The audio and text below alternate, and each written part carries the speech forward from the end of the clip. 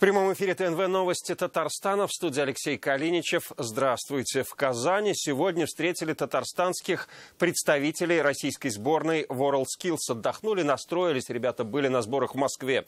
Напомним, татарстанцы принесли стране 1 золото, 1 серебро, 2 бронзы чемпионата. По итогу соревнований вся сборная России стала 2-й в общем медальном зачете. Как ребята провели время в Москве и на какие новые победы нацелены, узнал Рамиль Шайдуллин.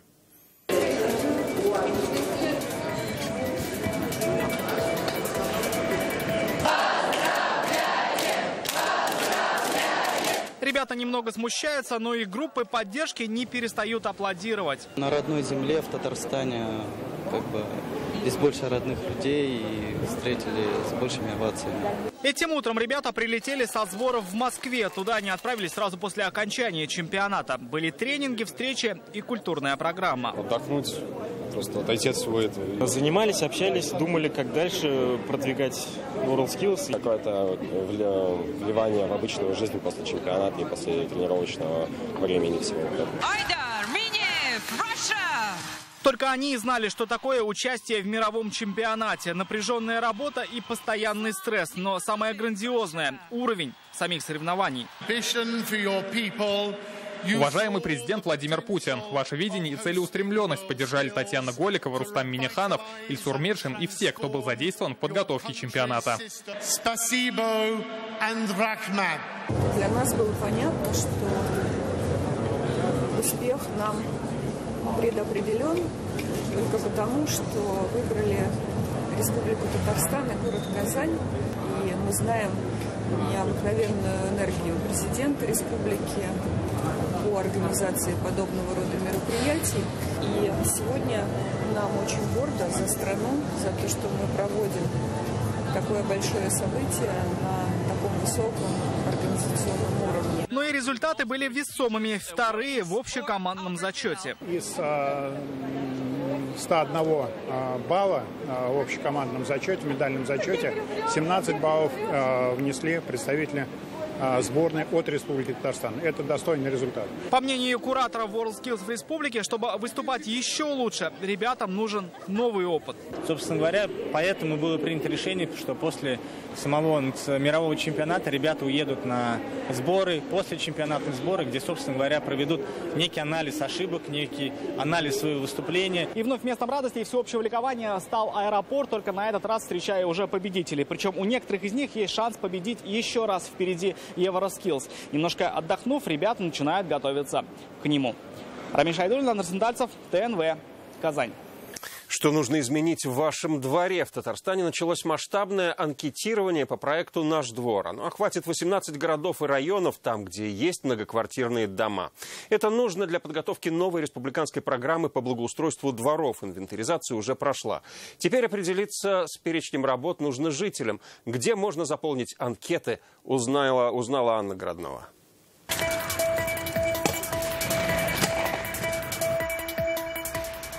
Выходишь из подъезда несколько шагов, и ты на проезжей части. Про пешеходов в этом дворе явно забыли. Тротуаров здесь нет, а дорога только для машин. И в таком состоянии, как показала инвентаризация, находится больше половины дворов республики. Столько лет они стоят. Обновить желательно. И горки никакой нет детишкам. Торчащие из земли трубы, бельевые веревки, крапива вместо цветов. Двор на юго-западной не видел ремонта десятилетия. Качели – единственное развлечение детворы. Хотелось бы, я говорю, обновить песочницу, сделать горки для детей, качельку. Такую качельку и такую качельку. Проезд узкий. Дети выбегают из подъездов, не всегда смотрят по сторонам. Благоустройство нашего двора. В чем нуждается их двор, определят сами жители в республике. Начали раздавать вот такие анкеты. В них 7 пунктов. Асфальтирование, парковки, освещение, мусорные баки, детские площадки, скамейки, озеленение. Нужно отметить самое насущное. Результаты лягут в основу республиканской программы «Наш двор». В течение 3 лет наведут порядок во всех городах и районах. Это более 9 тысяч дворов. На эти цели 50 миллиардов рублей. Двор – это тоже конкретный объект. По результатам этого анкетирования будет сформирован набор работ для разработки проектной документации на конкретный этот двор. И поэтому будет зафиксирован лимит, пройдена экспертиза. У жителей будет, безусловно, возможность повлиять на проект на следующих этапах, когда мы будем проводить уже во дворе очное обсуждение. Однако первоначальный проект будет разрабатываться на основании результатов этого анкетирования. То есть все с учетом мнения татарстанцев. По сути, в случае с дворами, как с общественными пространствами, применит практику публичных обсуждений проектов. Именно ее Владимир Путин ставил в пример регионам. В Казани сложилась хорошая практика привлечения людей на первичной стадии проекта. Люди чувствуют себя соучастниками этого процесса. Они по-другому начинают относиться к конечному результату, как к результату своей собственной работы. Вот здесь, да, рисуем. Инициативу «Единой России», поддержанную президентом республики, все лето активно обсуждают жители. Встречи во дворах. Практически ежедневно примеры благоустройства, где пожелания учли. Уже есть. 2 года назад отремонтировали площадки в Казани, Альметьевске, Нижнекамске, Зеленодольске. Программа формируется уже сейчас. Анкеты будут раздавать до 6 сентября. А в единый день голосования 8 сентября их можно заполнить на избирательных участках. Анна Городнова, Ренат Сафин, ТНВ, Казань. В Челнах сегодня после капитального ремонта вновь заработал детский сад. За 38 лет здание сильно обветшало. Правда, сейчас от прежней ветхости остались только стены и воспоминания. А в 6-й поликлинике Автограда заработал бассейн. Теперь физиотерапия не ограничится массажом, согревающими процедурами. Как еще изменится социальная инфраструктура Челнов, расскажет Алия Хайрудинова. Молодцы! Крепкие рукопожатия, можно принимать работу. Детский сад «Кубаляк» сегодня не узнать. Зданию сада 38 лет. Капитальный ремонт в нем сделали впервые. Кровля, фасад, кабинеты, теплые полы. На первом этаже парковка на 40 мест. На все 27 миллионов рублей. После ремонта мне дали большой кабинет. Мы купили новые стулья, столы. А раньше у меня в старом кабинете не было даже стульев, где детям садиться, и столы тоже не было. Президент издал указ провести ремонт у нас. Мечтали и дети. Теперь у каждого отдельный шкафчик, кроватка и еда, как в ресторане. Уже кормим детишек, все нормально? Завтра. Запускаемся. Да. С начала работы республиканской программы капремонта в Челнах отремонтированы 28 детских садов. 9 из них в этом году. Мы уже начали?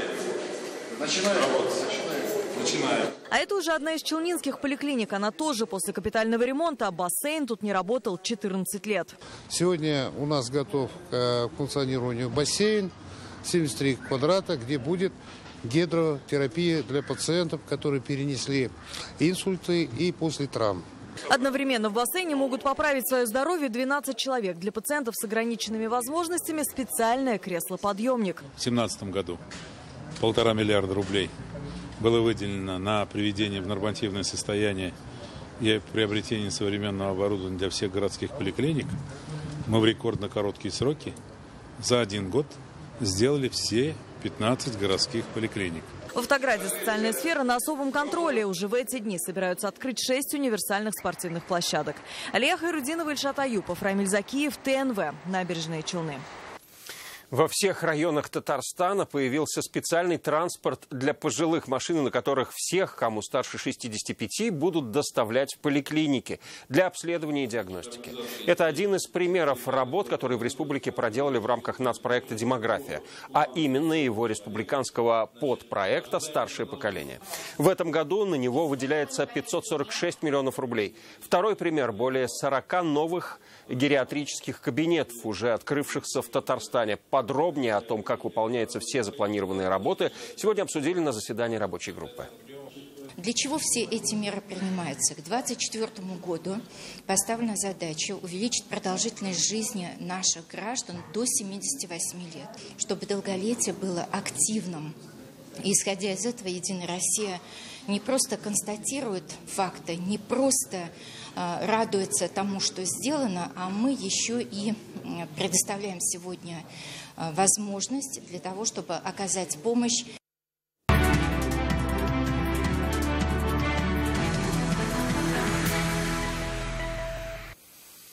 Самое новое и лучшее: в Подмосковье открылась международная выставка коммерческого автотранспорта. Один из самых интересных стендов у КАМАЗа. Здесь новые грузовики, автобусы, электробус, самосвалы и газобаллонная техника. Сергей Кагогин отметил, у завода не только задача продать свою продукцию, но и предложить полный спектр сервиса по ее эксплуатации. При текущей стоимости финансов, как сейчас отмечают эксперты, акцент на лизинг автомобилей. И федеральное правительство отечественный автопром в этом направлении поддерживает. В том числе и КАМАЗ. Автогигант рассчитывает на рост прибыли, заявил сегодня Сергей Кагогин. Мы выводим на рынок автомобиль К5. Мы понимаем, что за этим будущее, и даже малую серию, то, что мы Арктику разрабатывали, мы стремимся делать уже только автомобили с новой кабиной. Накануне стало известно, что Казань может принять первый в истории форум нацпроектов. Он станет альтернативой Красноярскому экономическому форуму. Дмитрий Медведев одобрил это предложение. Об этом сообщил его пресс-секретарь Олег Осипов. Стоит предположить, что причина не только в большом опыте Татарстана в проведении международных мероприятий разного уровня, но и стопроцентная готовность успешно реализовать президентские нацпроекты. Что касается Татарстана, до этого времени Татарстан пока не подводил. Будем работать так, чтобы не краснеть перед руководством страны, перед нашим президентом. Татарстан выполняет и многие другие задачи, поставленные руководством страны. Напомним, 30 августа полпред президента России Игорь Комаров назвал нашу республику визитной карточкой страны. Казань и Татарстан во многом стали визитной карточкой и Приволжского федерального. И играют, конечно, они большую роль в развитии и промышленном, экономическом, культурном, не только Приволжского федерального округа, но всей страны. И президент Российской Федерации Владимир Владимирович Путин отметил, что приятно приезжать в Казань и в Татарстан.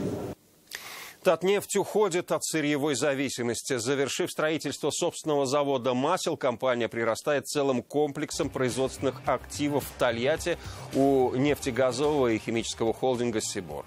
Таким образом, Татнефть решит вопрос сырьевого обеспечения для своего шинного комплекса. Сделка должна завершиться к концу года, сообщает пресс-служба Татнефти. Компания продолжает динамично развиваться. В феврале она открыла завод автобензинов «Танека». Тогда сам Владимир Путин высоко оценил работу всей компании. Мы сейчас показали картинку в режиме онлайн. Выглядит она фантастически. Это хорошее, большое событие и в жизни экономики, в экономической жизни республики. Да и вообще для страны это очень положительный результат работы. Инвестиции приличные, скромно говоря. Но на самом деле то, что компания развивается такими темпами, это не может не радовать.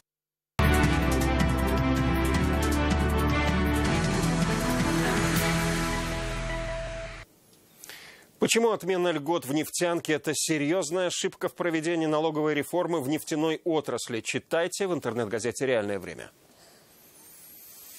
Ситуация рознь. Какая из них в рамках закона, а что противоречит его букве? Давать оценку будут здесь. Сегодня в Татарстане открылся ситуационный центр корпуса «За чистые выборы». Юристы и эксперты будут принимать информацию от наблюдателей, вопросы от избирателей, а также отслеживать социальные сети и давать независимую оценку. Вставляемся, уточняем, как работает техника и так далее.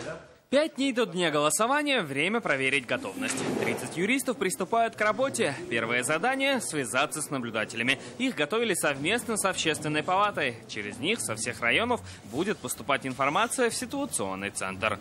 Чтобы не было однополярности, так скажем, ситуации, да, когда говорят, что вот там вбросы, там нарушения, еще что-то. Мы должны проверить и посмотреть, действительно ли есть или нет.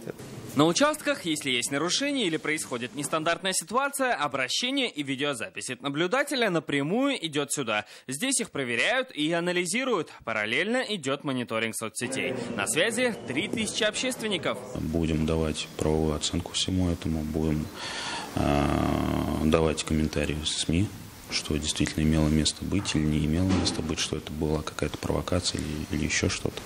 Да, если действительно какой-то серьезный случай, да, безусловно, будут обращения. 8 сентября, в день выборов, ситуационный центр будет принимать обращения и видеозаписи от наблюдателей, обрабатывать их и давать свою правовую оценку с 7 часов утра и до самой полуночи.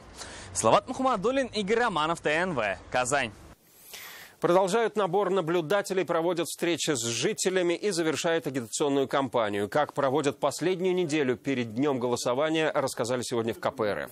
Местные коммунисты провели встречу с журналистами, говорили о задачах на 8 сентября и деталях своей предвыборной программы. 8 сентября в татарстанском КПРФ ждут на помощь однопартийцев из других регионов.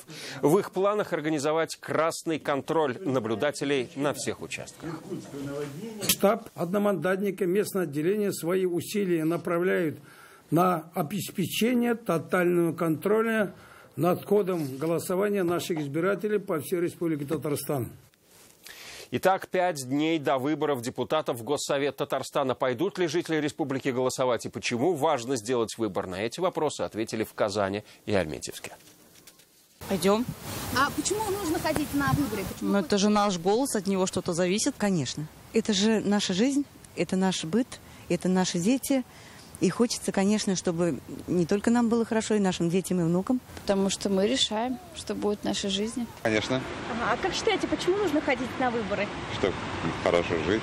Я пойду на выборы, потому что это мой гражданский долг, это моя позиция. Сходить, в принципе, думаю, стоит. Свой голос отдаем, возможно, что-то изменится в стране к лучшему. Конечно, обязательно пойду. А как вы считаете, почему нужно ходить на выборы? Ну как почему? Это же наше будущее. Каждый должен выбирать в этот день, не сидеть дома, потому что это наше будущее. Я люблю свой Татарстан и хочу жить хорошо, и поэтому я пойду и сделаю свой выбор. Считаю все-таки, что каждый человек должен сходить, каждый человек должен проголосовать. Некоторые считают, что это голос, но не повлиять ни на что. Ну, я с этим, наверное, не соглашусь, потому что, по крайней мере, ты для себя сделал все, что мог. Те вызовы экономические, общественные, которые возникают, да и политические, они требуют новых подходов, свежих идей. И отсюда в свое время человечество изобрело такую форму смены власти, как выборы. Поэтому я, конечно же, пойду. Вы обратили внимание, что мы вели опрос жителей в красивых общественных пространствах республики. Альметьевск, Каскад прудов, Казань, набережная Кабана. За последние 3 года общественные пространства кардинально изменились и стали любимым местом отдыха татарстанцев. Что не раз отмечалось на федеральном уровне. Это образец комфортной городской среды, это образец, который сегодня, в общем-то, надо, чтобы все им пользовались. И здесь обучались наши архитекторы других субъектов Российской Федерации. Не случайно, что руководителем рабочей группы Госсовета страны по направлению строительства и городская среда Владимир Путин назначил Рустама Минниханова. И то, что интересует сейчас, пожалуй, всех, ждать ли лето в сентябре. По приметам, если в начале сентября горох во 2-й раз цветет, значит осень будет долгой и теплой. Что на самом деле готовит нам небесная канцелярия. Первый месяц осени порадует казанцев хорошей погодой. Об этом заявил завкафедрой метеорологии КФУ Юрий Переведенцев. Средняя температура первого месяца осени составит около 12-13 градусов, что на 1 градус выше нормы. Говоря об бабьем лете, Юрий Переведенцев обещает продлиться примерно до 12 сентября. Традиционное осеннее похолодание наступит не ранее 19 сентября. Судя по прогнозам, у нас будет примерно почти на 1 градус температура повыше нормы. А норма сентябрьская, она примерно 12 градусов. Это пониже, чем май месяц. Май месяц было 17 градусов. То есть, по прогнозам Гидрометцентра Российской Федерации, у нас сентябрь будет хорошим. И не холодным, и осадков будет, так сказать, в пределах нормы. В продолжении выпуска подробнее о погоде на завтра. Ну а я с вами прощаюсь до следующего дня. Всего вам доброго.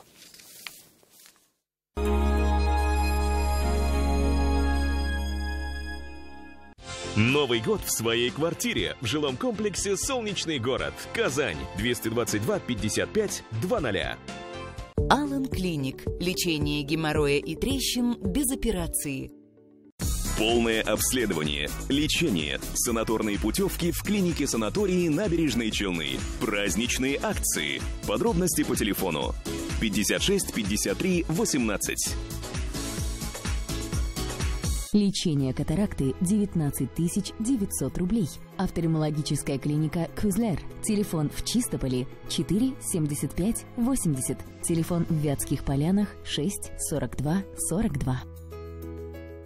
Раньше властелином интернета мог быть только один. Он, она, оно или я. А с новым роутером Дом.ру быстрого интернета хватит на всех. И теперь мы – это снова мы. Та еще семейка. Новый роутер от Дом.ру не просто соединяет, объединяет. Хотите узнать что? Читайте новости в интернет-газете «Реальное время». Хотите знать почему? Читайте аналитику в интернет-газете «Реальное время». Хотите узнать подробности? Читайте эксклюзив в интернет-газете «Реальное время». Новости, аналитика, эксклюзив. Реальное время.рф для лиц старше 16 лет.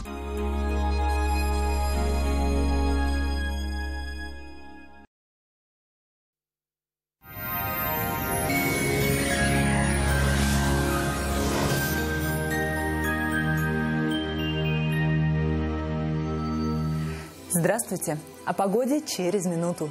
Хотите новый шкаф-купе?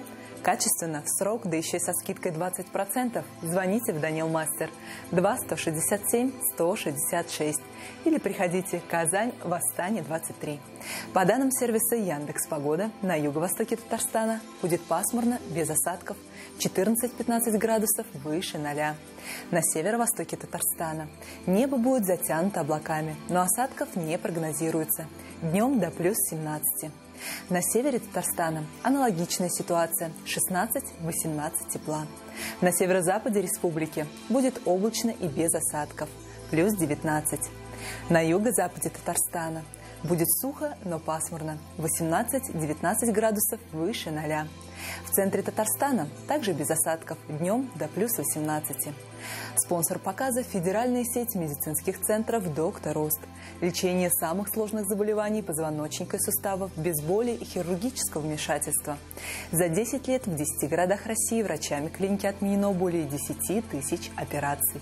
Лучший протез – тот, что в упаковке. Говорит Оксана Кузина, автор безоперационной технологии лечения суставов. Своим пациентам мы не рекомендуем соглашаться на сложное хирургическое вмешательство. С помощью передовых технологий, без операции, мы готовы восстановить родной сустав. Приходите в Доктор Рост. Убедитесь, что вернуться к полноценной жизни без боли и ограничений в движениях можно в любом возрасте. Мечтается о двухкомнатной за 3 100 000 рублей. Зеленый свет мечтам в жилом комплексе «Грин» от ЮЭТ. 5 минут до остановки Академия правосудия в Советском районе Казани. Звоните 233 03 03. Жилой комплекс «Грин» – это свежий воздух и речка рядом.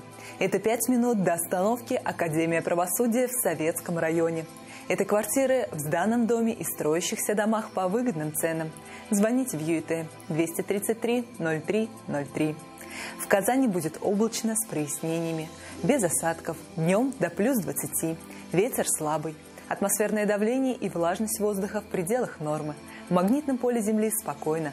На этом наш выпуск завершен. До свидания.